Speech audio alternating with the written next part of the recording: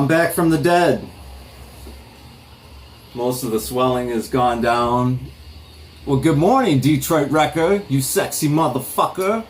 Possibly more handsome than Jesus Christ himself. Anyway.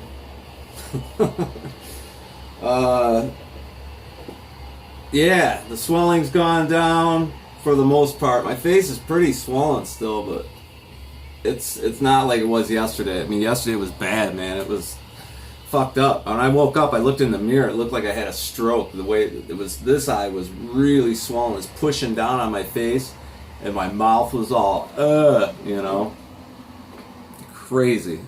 I have no idea what the fuck it was. But anyway, I was catching up on some YouTube videos yesterday, and fresh hot coffee. And I figured I would do my take on the age-old question. Excuse me. Randy Rhoads or Eddie Van Halen? You've got Randy Rhoads guys and you've got Eddie Van Halen guys. Usually you don't have both, you know.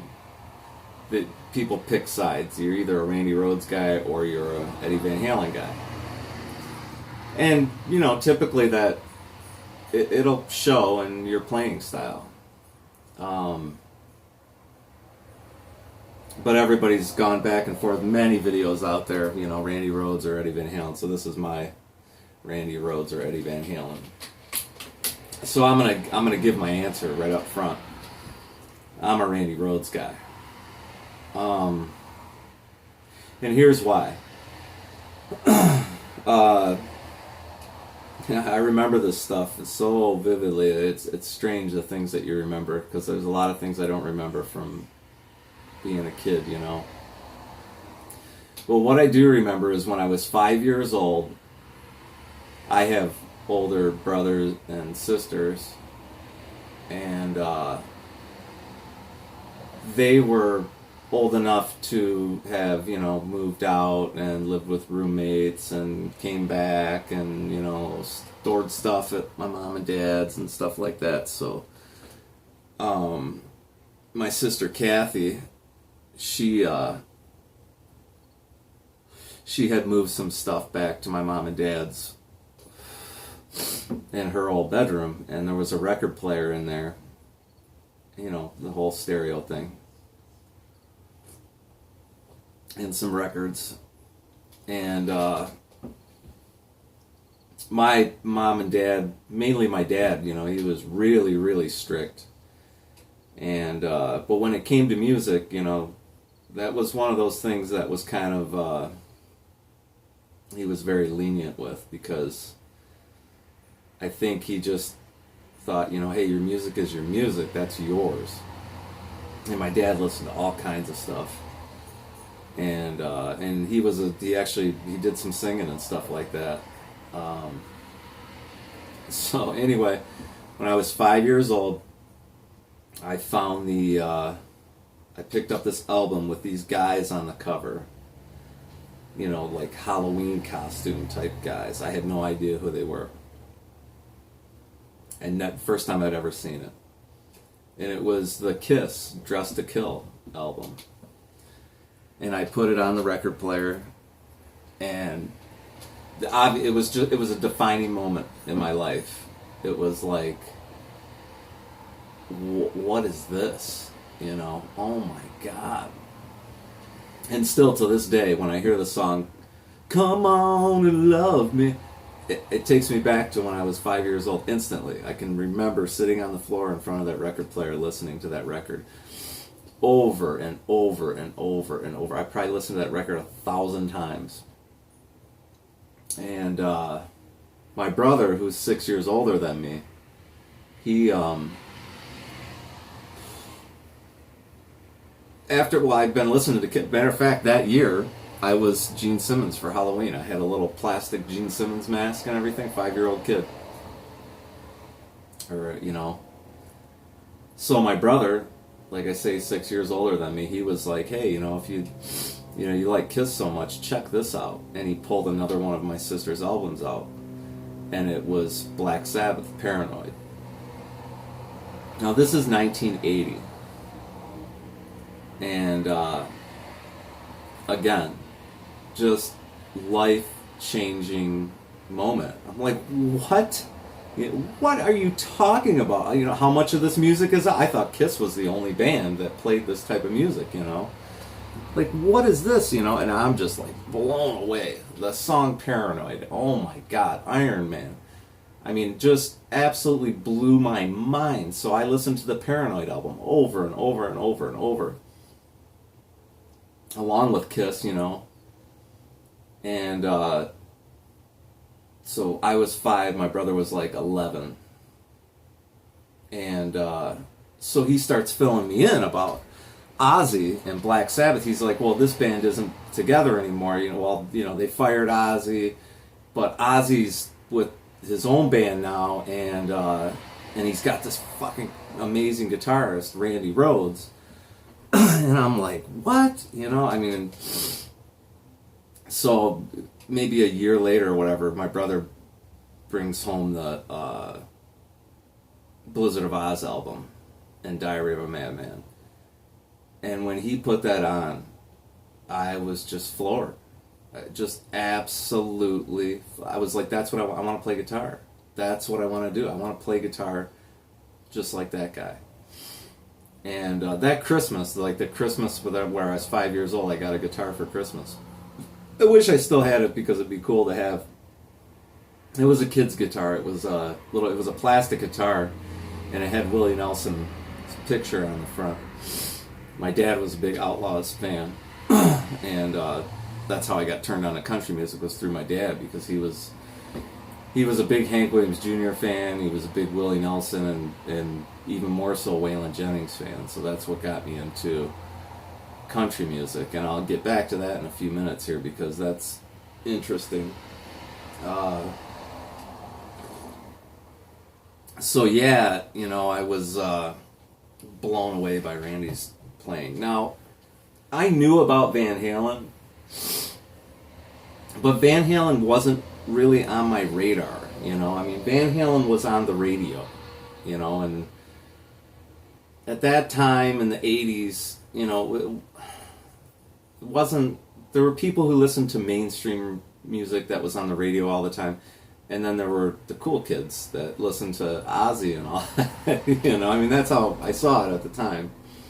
So Van Halen wasn't real, I knew about him, but it wasn't, it was like, well, that's what's on the radio, and so anyway, 1982 came around, and I'm like 7 years old. And I don't remember this, but my mom told me that my brother, I do remember my brother coming home from school and telling me that Randy Rhoads had died. And I'm like, what are you talking about, But I don't remember this, but my mom told me I cried like a baby. And she said, no, you were devastated when Randy Rhoads died. It was crazy. Your father and I were kind of laughing because, they weren't really, they couldn't believe this little kid was so, I was so upset about this. So, that year, I had finally got saved enough money from my allowance or whatever, and I wanted to go out and buy a record for my birthday. So I remember this really well too. My mom and my grandma and grandpa took me to the record store, and I asked the guy at the record store, I said, I want an Ozzy record, And he's like, well, here, this is the latest Ozzy record. And it was a double record, and I'm like, oh my God, it's 2 records. Well, it was the Ozzy Osbourne Speak of the Devil record. And I remember this so well because there was a big storm coming in, and we were trying to get back to my grandparents' apartment. And I knew they had a record player there, and I'm like, does your record player work, you know? And they're like, yeah. And I put on the Speak of the Devil album, and I thought that was Randy. And it wasn't till, you know, probably until my brother told me that, no, that's Brad Gillis, which I was just like, oh my God, this guy is fucking phenomenal too, you know? So, but I remember that day because that storm came in and actually a tornado touched down in the area. We had to go down the basement of her apartment. It's just kind of a cool memory because it was the first album I had ever bought. It was the Ozzy Speak of the Devil record where he's on the cover and he's like in a big chair, and I think he's holding a cross or something, and he's got his mouth open and there's like jelly on his tongue. It was during the bat head biting days, so it's kind of a cool story because we ended up having to go to the basement because a tornado just happened to roll in that particular day. So yeah, you know, I was a Randy Rhoads guy from the get-go. And again, you know, at that time, like I say, you know, Van Halen, they weren't really on my radar. They were what was on the radio, you know.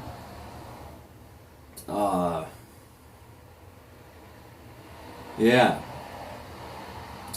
And I'm just kind of thinking about all this stuff because I was, you know, country music. We used to always pick on my dad and everything because he listened to country music. And I always thought of country music as, you know, just strumming type of music that was easy to play and everything. Well, my uncle, Cody, he played on the Grand Ole Opry circuit, played bass guitar on the Grand Ole Opry for years and years and years. And he would come to town. They lived in Alabama, and he would come to town. He and my Aunt Betty would come to town like twice a year or whatever. Well, you know, fast forward to my 13th birthday, my parents bought me my first electric guitar, which I still have today.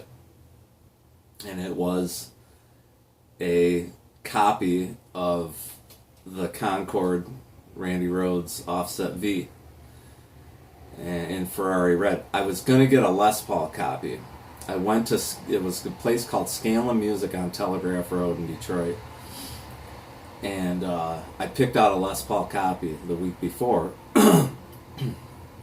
And I think my mom she took me there the first time. I think they were just trying to get an idea of what this was going to cost them, you know. So I should have put that guitar on layaway. But I'm glad I didn't, because I came back a week later, it was gone. And so the dude at the music store was like, you know, what do you like? And I'm like, you know, Randy Rhoads. And he's like, well, check this out. So yeah, I still have the guitar today. It's a Hondo Formula One Phantom copy of the Jackson Concord Offset V, but mine was Ferrari Red with the silver pinstriping like Randy's. So after I got that guitar, you know, I was starting to learn, you know, whatever I could. And my Uncle Cody and Aunt Betty would come to town. And my dad was like, here, you know, plug your guitar in so Uncle Cody can play a guitar. And I'm like, all right, cool, you know. Again, I've got it in my head that, you know, country music is just, you know, for sissies, whatever. And man, he starts picking this stuff. And I'm with all that twang and everything. And I'm watching him and I'm like, holy shit, you know, I mean, that's not easy to play, you know. That's fucking insane, you know. I could see where that could sound really cool and metal, you know. So, yeah, so, you know, my uncle taught me some things on guitar, and I've kept that with me, you know, things that he taught me, so that was pretty cool. Yeah, he was on the Grand Ole Opry circuit for years and years and years, played bass guitar. You know, when the country music stars would come to the Grand Ole Opry, or whoever it was, maybe they weren't even a star, you know, they would come and the band was the band, you know. I mean, you needed to know how to play everything. You know, there was a regular band there, and then whatever the front man, you know, Hank Williams Jr., Willie Nelson, Waylon Jennings, whoever it was, you were their band for the night, you know. So that's what he did, which was really cool. He worked at General Motors for years and years and retired from there. In the meantime, he was, I don't know how he got connected with the Grand Ole Opry, but after he had retired, and he was able to retire relatively early,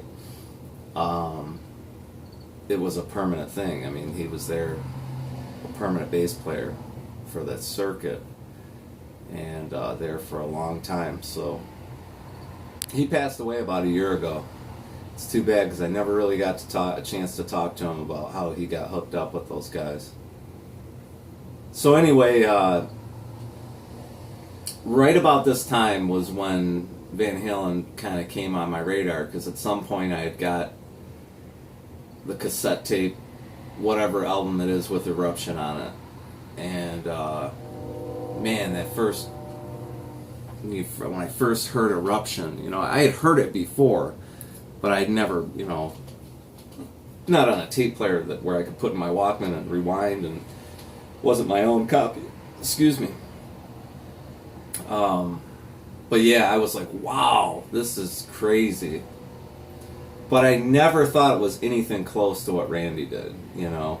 And that's funny because the catalog of music that Eddie Van Halen has versus Randy Rhoads, I mean, it's like night and day, you know. I mean, Randy was only able to give us 2 albums before he died, but till this day I stand by this, that, you know, I can listen to Van Halen records and listen to the guitar and I know, you know, what's coming, where I can still go back and listen to Diary of a Madman or the Blizzard of Oz record, and I can still find things that I didn't hear before, you know. And that's where I think Randy's genius, you know, it's like, you ever try playing some of that stuff that he played? Now, given, you know, he recorded in, you know, left, right, and center, so, you know, there's his guitar. That's one of the main reasons his guitar sounded so huge, was because of the way he recorded. But he didn't, you know, he recorded those parts separately, left, right, and center. You know, it was 3 recordings, which was really interesting. I forget who it was. I think it was Norman something or other, who was a producer on those albums, said that, and I know Bob Daisley said that he'd never worked with anybody that could play a solo exactly the same 4 or 5 times in a row, you know, and it'd be exactly the same. You never were, you know, so that's pretty cool. But yeah, getting back to Van Halen, you know, I really liked the old stuff with David Lee Roth. And, you know, once Sammy Hagar came in, it was even more, for me, you know, this is my opinion, it was just more mainstream. And like I said, Van Halen was what was on the radio. You know, Ozzy, yeah, he had a couple of songs on the radio, but Ozzy was, you know, it was more of a, you know, if you want to hear Ozzy, you got to go buy the record, you got to go to a show, which I went to Ozzy shows very, very early in life, which was incredible. Again, you know, my brother being 6 years older than me, that helped a lot. Having older siblings helped out a lot, you know, as far as my development musically.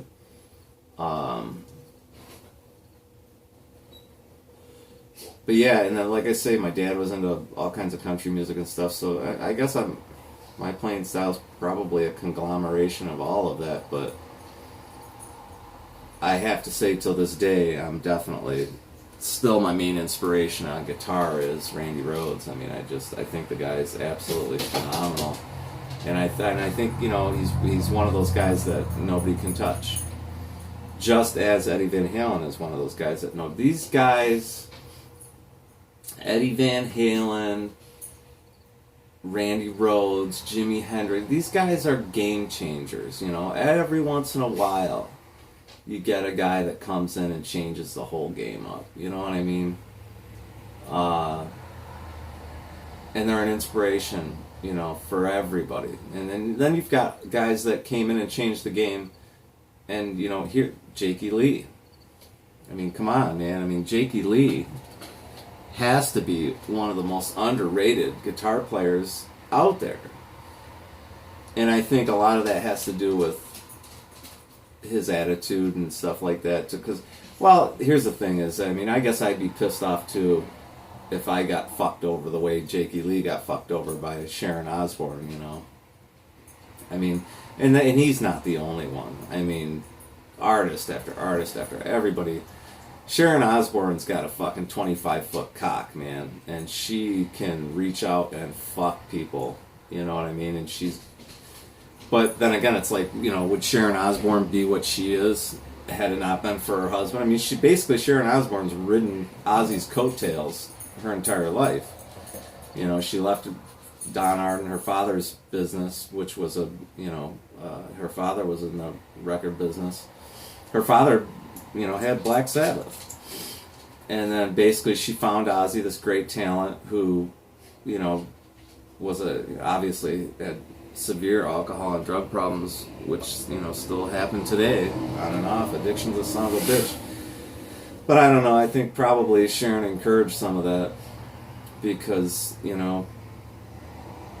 if Ozzy wasn't dependent on Sharon, then Sharon wouldn't have a fucking job, I mean, that's just plain and simple.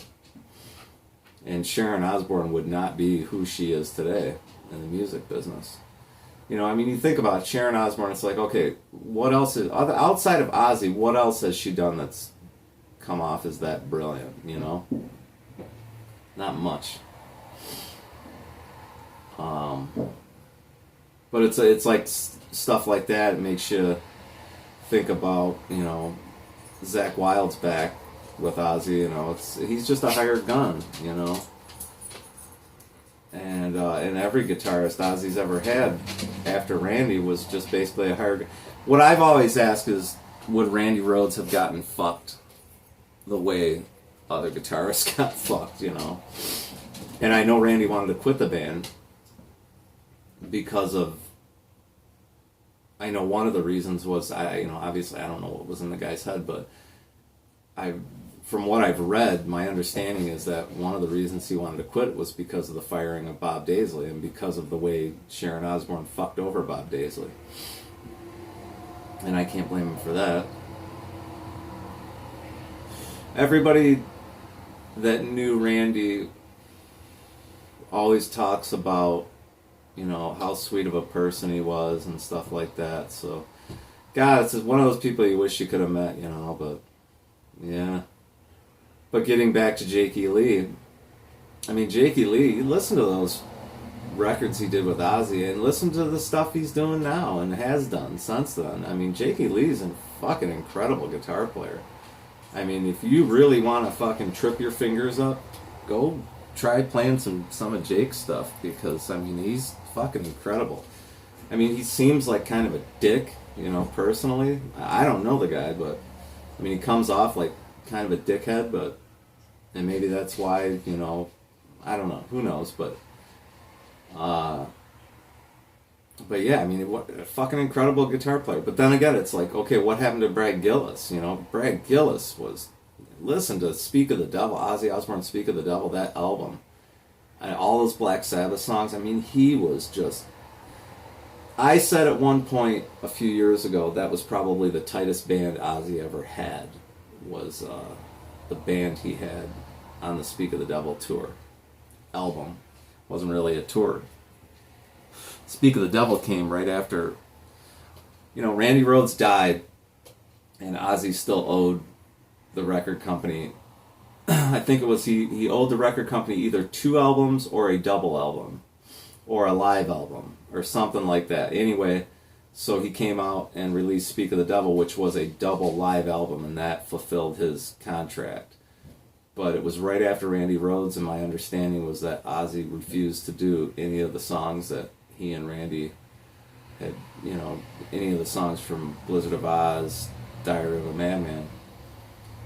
But man, I'll tell you what, that album is just incredible. I mean, everything, the drumming, the bass playing, the guitar work, his vocals on that album. I mean, that was probably, the tightest, definitely one of the tightest albums, tightest bands Ozzy's ever had. But now going back again, I remember when my brother brought home, we actually, by that time I was, buying albums for myself. I probably wasn't more than 10 years old. But I remember when Ozzy Osbourne Tribute Randy Rhoads album came out. And the day it came out, me and my brother both went separately to the music store and bought our copies of it, and his copy, the album, the artwork was a little bit different than mine. If I remember where it said Ozzy Osbourne Randy Rhoads Tribute on the album, on his copy it had like a little blue fade in the white lettering, and on my copy it was just white lettering. So of course, me and my brother arguing and beating the shit out of each other over, whose album, whose copy's better. But yeah, when that came out, that was like a dream come true to me, because that was Randy live. And again, just absolutely life-changing for me. Absolutely, Randy Rhoads is the reason that I picked up the guitar. I mean, I can talk about, other inspiration like Steve Vai. The work Steve Vai did on David Lee Roth's album, I mean, what's up? I mean, that was awesome. Steve Vai, he's an interesting personality. But, I mean, look at the stuff he's done. Look at the stuff that Joe Satriani's done. I mean, all these guys have, inspired me. But still, when it comes down to it, and if I had to choose, if I had to listen to one guitar player for the rest of my life and I couldn't listen to any other guitar players for the rest of my life, Randy Rhoads, hands down. There's no question that's who I would want to listen to. I mean, if I had to do that. But I know that in my playing, people, if they're listening, they can definitely hear some Randy Rhoads influence, because it's what inspired me. I mean, there's people out there that play guitar, on the other spec. Okay, Will's easy guitar, Will Galvin, for instance. If you heard Will Galvin play guitar, he wouldn't have to tell you that he's a Eddie Van Halen guy, And I'm making an assumption here because I don't think he's ever come out and said that. But I'm pretty sure he's a Eddie Van Halen guy, because I can hear that in his playing. And when he plays Van Halen songs, I can hear how excited he gets about playing it, versus when I've heard him play like Crazy Train and stuff like that, and he's just kind of, I mean, it's good. I'm not knocking it. I'm just saying the excitement's not there, as much as like when he plays a Van Halen jam. So, yeah, you've got Eddie Van Halen guys, you've got Randy Rhoads guys. Nobody falls in the middle, really. And this video may start some shit. I noticed that in a lot of these videos, the comments section goes nuts, and that's cool. And this is all opinion and music, and it's supposed to be fun, and that's the whole idea, So, but yeah, that's my take on the whole Randy Rhoads or Eddie Van Halen thing. So I hope you guys enjoyed my little story this morning. I gotta go take these dogs out for a walk before they fucking... What?